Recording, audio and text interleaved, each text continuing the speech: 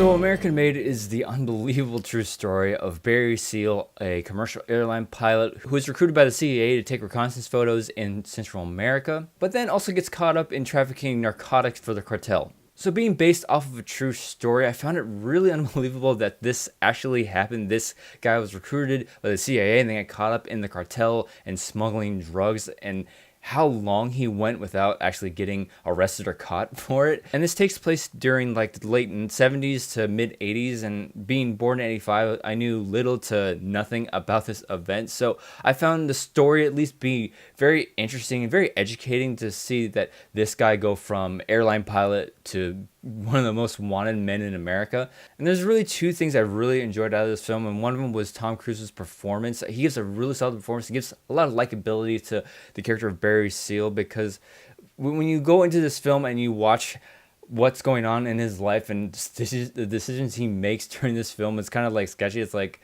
he doesn't like think of the consequences, and he just jumps right into working for cartel and the CIA. But thanks to Tom Cruise's performance, you end up liking this character a lot more. He's more of the anti-hero. To be quite honest, I don't think I've seen a movie where Tom Cruise plays a character that I just didn't like his performance in. I mean, there was that Jack Reacher Never Go Back movie that I just didn't like, but that has its own problems, and Tom Cruise wasn't one of them. And the second thing that I really liked was the good amount of light humor in it. And when you combine it with Tom Cruise's performance and charisma, it makes for a very enjoyable experience with this film. And this is a film that you can just sit back and enjoy the story unfold in front of you. It's not like an over-dramatized version of a true story, and I like that about the film.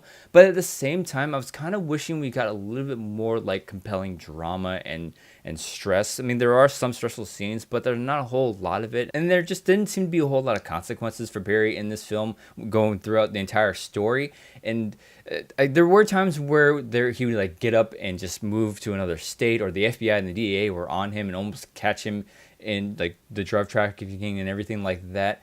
But those moments got resolved super quickly, and it kind of pulled off the weight of the story and the drama. And I was just wishing we got a little bit more of that, just to feel for this character near the end of it. And if you know the history behind this, and you know where this character ends up, it doesn't hit you quite as hard, because again, like, you just don't feel for him as much as you would if it was a little bit more dramatized. And when it comes down to it, my problems with this film aren't with the story or the characters or the performances. It has to do with how the movie is packaged overall, and because the movie moves pretty damn quick, and there's very little setup with how monotonous that Barry's life is and how bored he is with it, and then boom, like that, we're right into the story with the CIA, and Donald Gleason comes in like pretty damn quick, like the very first like 10 minutes of the film. And I was expecting them to spend a good 20 minutes setting up how monotonous his life is, and I was thankful that the movie moved pretty quick, but it led to a little bit of a pacing issue for me, and it kind of felt like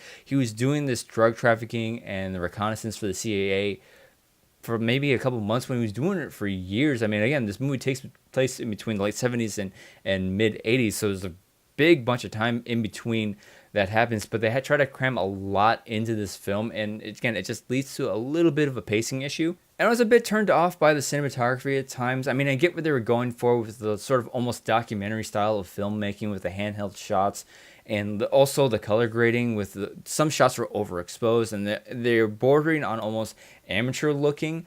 And I get where they're going for, give you this more realistic way of capturing the story. But there were times where it would go from like a steady shot to a handheld shot in the very same scene, and it would go from this polished, professional looking film to, again, an almost amateur looking shot. And I think if they would have settled on just one way of capturing the image, it wouldn't bother me as much. If they would have just settled on the polished look, I would have been fine. Or if they would have just gone completely handheld the entire time, I would have been fine with that. And also, I wasn't a huge fan of how this story ended up being told. They would jump back and forth between Barry talking to the camera and events unfolding as he narrates it.